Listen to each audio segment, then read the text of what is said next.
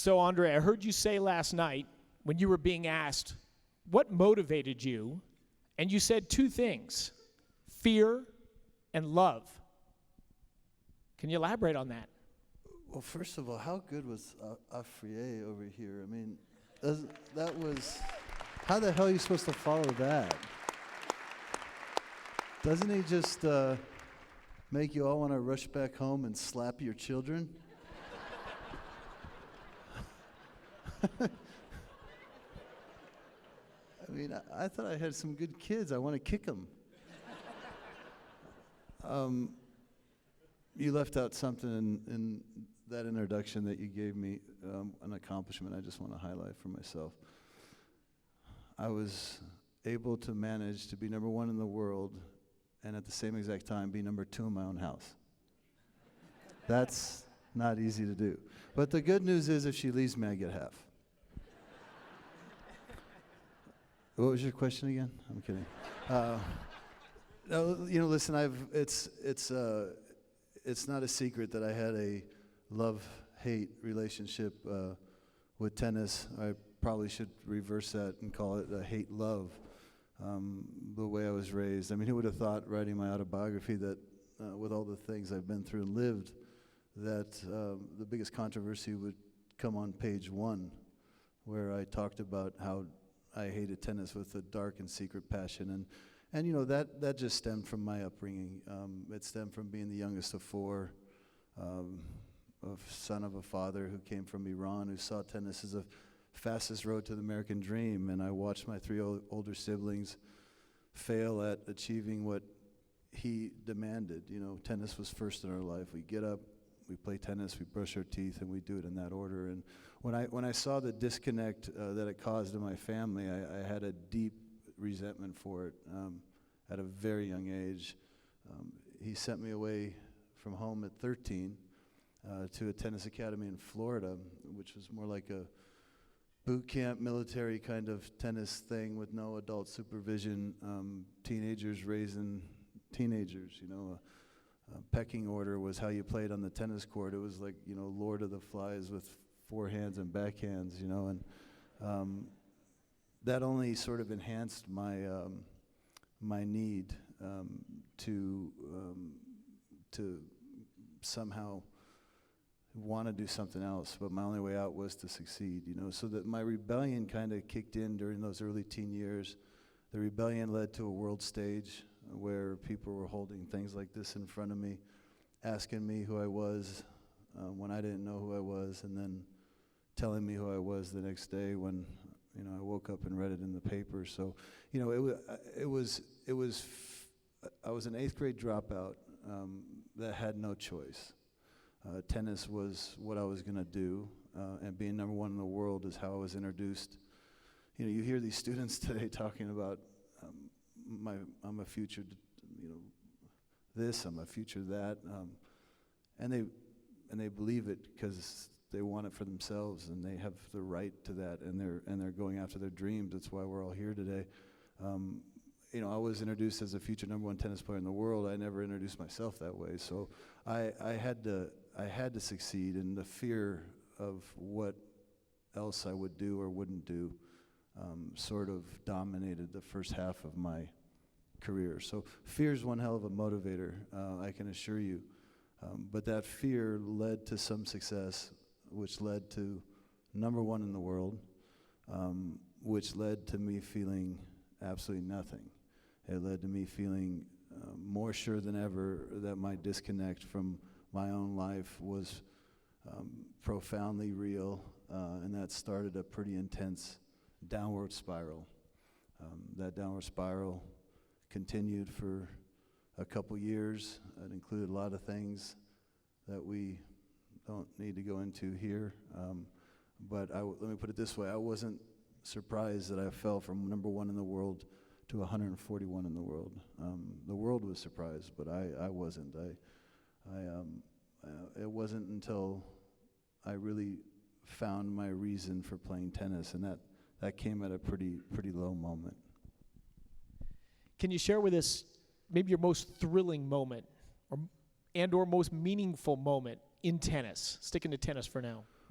Well, I mean, how do you do that when you go from number one in the world to 140 in the world and then back to number one, and in the meantime, change tens of thousands of kids' lives? I mean, my most meaningful part of my career was not quitting on myself.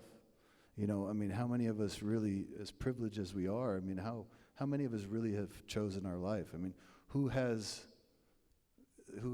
the ability to choose where you're born, who you're born to, what your strengths are, what your weaknesses are? I mean, none of us really have the choice we think we have, but a lot of us in this room have found ownership of our life, and I think ownership was an important word that was used earlier, and that's what I needed to do.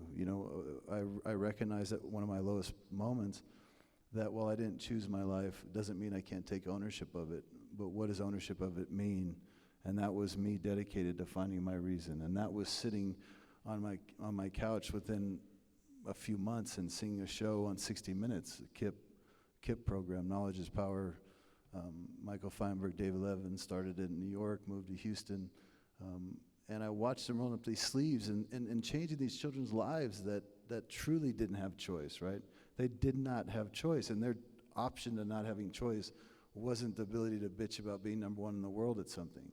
Not having choice meant not breaking that downward spiral. It meant continuing, a generation of brokenness, no graduation, no breaking out of their lives, and literally what seemed to be overnight, I personally went out and took out a $40 million mortgage. We're the 5th largest school district in America where I live, and my goal was to build a public charter school, bring in the best, and give children that don't have choice in my backyard a chance. I assure you, Ambien is no match for a $40 million mortgage. But once I had my reason, all of a sudden tennis looked a little different. It became a platform. It became a vehicle. It became an opportunity for me to get out of my own way, to think about something greater than myself, to pay off a $40 million mortgage, So you asked me what my greatest moment was. I don't know how do you answer that? I mean, if you're just talking about tennis, winning the 4 slams, they're pretty amazing, getting over the finish line the first time, and anyone, because they all ask different things of you physically, mentally, emotionally. The last one I got over was the first one I could have won. It's the one that eluded me at the French Open, 29 years old, coming back from 140 in the world, 60 days removed off a divorce in my life, coming back from drug addiction, starting over again, having the chance to sit in the finals and play against my greatest opponent I ever had to play against, a guy that happened to be named Andre as well, myself. I mean, my opponent, it's almost, you can't make that stuff up, and there I am, down 2 sets to love in 47 minutes. I'm so scared I can't even move. I'm so nervous, and rains came, skies opened. I had a break in the locker room where there's only 2 people left in the whole tournament, and one of them's up 2 sets to love, and get back to turn that around was like a microcosm of my life, So getting over that finish line and winning there for all those reasons mentioned was probably the best moment on a tennis court, separate from my retirement, because that felt pretty good too. When you walked out of the locker room down 2 sets to none in that French Open final, were you thinking, I got this? Or what were you thinking? Well, so to put a little color to it, think about this. You have 128 guys playing in a tournament, Grand Slam. You have clay, so you have dirt everywhere. You have more guys than that playing the doubles. Then you have the mixed doubles guys. So you have hundreds of people in a relatively confined space. Dirty, floors dirty, noisy, Then all of a sudden you come in on a rain delay in the finals, and you could eat off the floor because they're cleaning up for the event to be over with, and there's like 2 guys that are in the locker room, and it's perfectly quiet. And my coach at the time, for 8 years, 10 years, Brad Gilbert, one of his endearing qualities was how he had this inability to just never stop talking, right? It was endearing, and here he is at this moment, and nobody's saying a word, my opponent's sitting on the other end of this locker room, and I looked up at him. I went, really? Like, you're going to pick this moment over the last 8 years to finally shut up? And I'll never forget, that, because he's never handled himself this way in all the time I've known him. Never raised his voice, never did anything. But he took a locker that was open, and he slammed it so hard that it rattled back and forth, and I think he broke it. And he didn't care that everything he's saying that my opponent could hear. And he said to me, Andre, I've been with you for all of this entire journey. I said, I've watched you for the last 2 weeks lay it on the line and go out there and play on your terms with your guns blazing, hitting your shots. And all of a sudden, here we are, and this guy on the other side of the court, he's all of a sudden too good for you? Like, if you're so confused about the fact that you only have to be better than this person, let me simplify it. Here's a brilliant idea when the rain stops. If the guy hits the ball over there, run. He goes, what? Run, move your feet, run. And he goes, if you're wondering where to hit the ball, I tell you what, look where he is and then hit it the other way. He goes, but you're going to get back on this court and you're going to do what I've seen you do for 2 weeks, and you're going to do it on your terms. And if we're going to lose this tournament, if we're going to fail at this dream, then we're going to do it with our guns blazing, and that's how we're going out, And I walked back out just thinking I was going to lose a different way, quite frankly. But I settled into the match, and at 5-4, he was serving. He had to serve to stay in the match. It kind of occurred to me on the changeover, I'm 4 points away from winning a set. 4 points. I can win 4 points, and all of a sudden it's 2 sets to 1. It's like, it's not such pressure kind of shifts a little bit, and I broke serve, and then all of a sudden you hit that place where an athlete goes on a few occasions where they call the zone. I win the 4th set, and I get so close to my dreams at 5-3 in the 5th. He's serving down double championship point, and he holds serve. I have 90 seconds to think about the fact that I was 1 shot away from my dreams, and managed to keep it together and go over there and remember the words of my coach, who used to always tell me, go to the well. And I'd say, what the hell does a well mean? He goes, that's where there's water and life, and your opponent's weakness is the well. Just when in doubt, go to the well. And I just remember thinking, his forehand's a little dodgy. I'm hitting every ball this point to that forehand. And last service point, they showed it on that video. I served it, he hit it long. And there's one picture out there that is I need to find, because I saw it once. And I hit the serve, my opponent hit the return, the ball is in the air, and there's one person that is standing in the picture with his arms in the air, and that was my coach, Brad. He knew I had won the tournament before any of us in that stadium, including me and my opponent, and for that I'm ever grateful. But that, I have to point to that moment as it. Fantastic.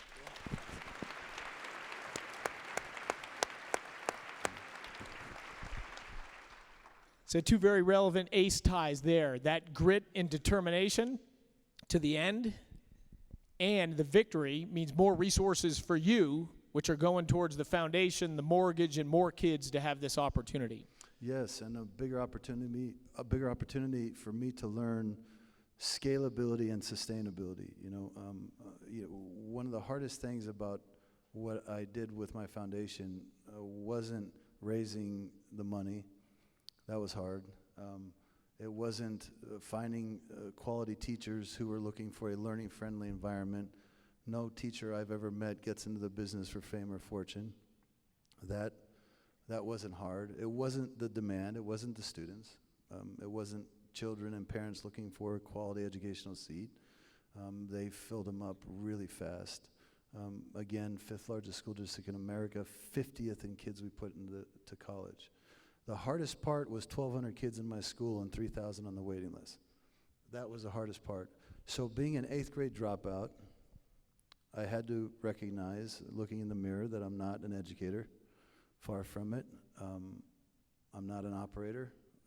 I steal best practices. I headhunt people, and I do it all on behalf of the kids I'm trying to impact.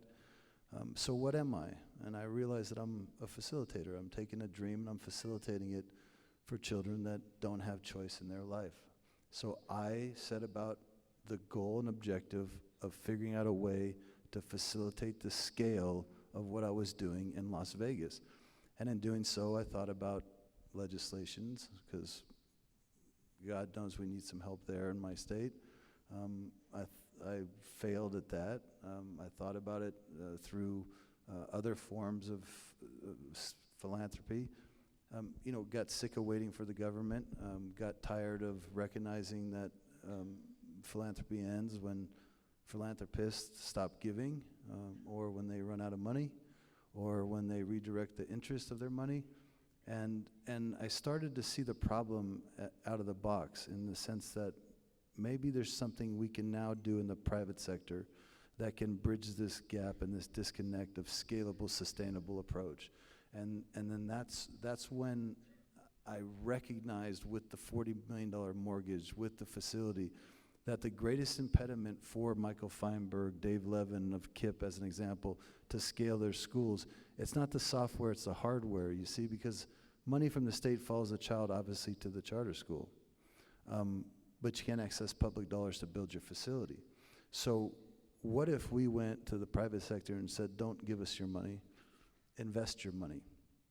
And we're going to take your money and we're going to go build a charter school, follow a great operator to the area that they're going to target kids that are most deserved, and we're going to build them a school on day one, and it's going to be incubated on day one. And then there's going to be that revenue that falls through immediately. And instead of us playing landlord in their life, we let them incubate, we let them stabilize for a handful of years, and through the tax-exempt bond market, refinance for them out the opportunity to purchase back to school to satisfy a like-minded investor. Somebody who said, I'm not giving it away, I don't need big returns, but I really want to see social change. And with that model, over the last 7 years, have deployed well north of $1 billion across the country, have built 105 best-in-class charter schools. And to be clear, charter schools are not the panacea answer to education. They're not. 85% do not overachieve their district peers. They get in over their heads for a lot of reasons, just like me. I was able to outraise my problems. They either economically run into issues, they struggle because their hearts are bigger than sometimes their brains. School is a tough business. But the top 15% really do outperform. And those are the ones that we're following around this country, deploying this money in underserved communities, building high-quality educational seats at the tune of about 20 to 30 a year. Fantastic. So coming back, fantastic.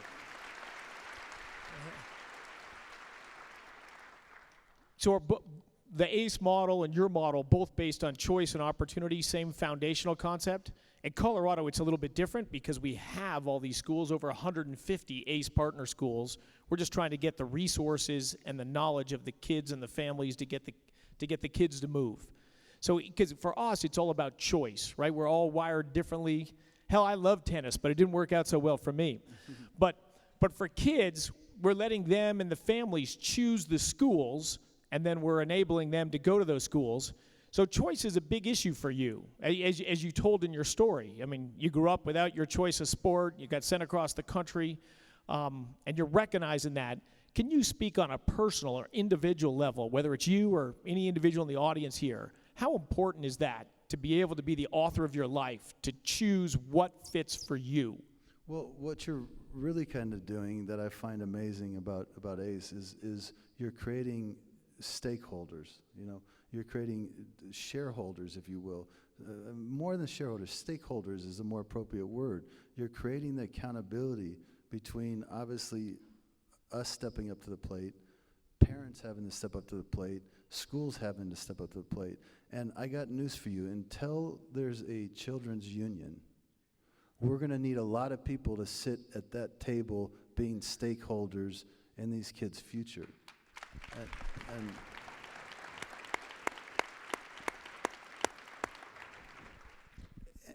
And it was mentioned in many different ways, but when a child, when a lot is expected of a child, that means the child's cared about, and the child learns to expect a lot from themselves.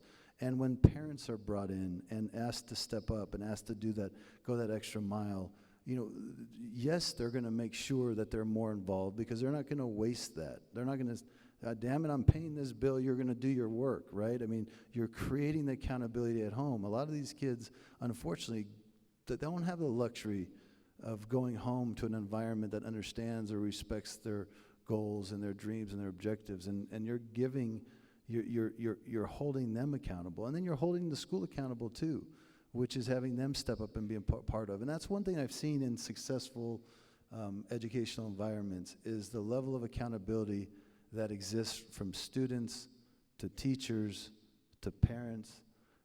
That's the one word that I would hold true in every good, friendly, learning, quality environment. There is accountability a little bit from everybody, and that it's brilliant, and I think it makes complete sense, and what a beauty to be able to use that in these children's lives as a tool to give them that future. So I mean, I commend you for what you're doing. It's hard year after year. I know I've done it, but you're solving problems in a way that changes lives forever, and that's something that I could never do on a tennis court, but I get to do now, and God bless you for that work. So many decades from now, when you're on your deathbed, and you're going to look back at life and say, what do you want to say? My impact was. Well, the number one cause of death is birth, so we're all officially on our deathbed. Let's be clear about that. I hate to burst anybody's bubble, but I haven't met anybody that made it out alive yet.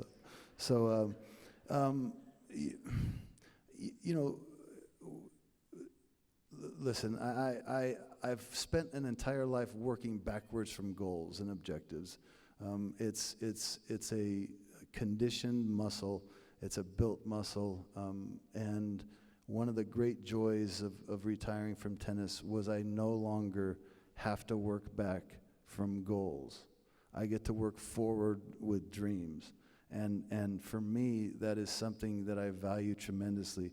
I never would have thought an 8th grade dropout could build one school in their backyard, 105 across the country, start an ed tech company that is reaching hundreds of thousands of people, to help children from the ages of 2 to 8 with early childhood literacy, because we all know that we spend a period of our life learning to read and the rest of our life reading to learn. And for me, I just see it as more. And when I say more, I mean more, helping more kids. I mean helping our future, playing my role in doing that. So do I really think about what I want it to look like in hindsight? No, I don't think I'm going to care a whole lot when I'm gone. I want to live now, and this gives me way more than I give it, so I'm not stopping. Fantastic.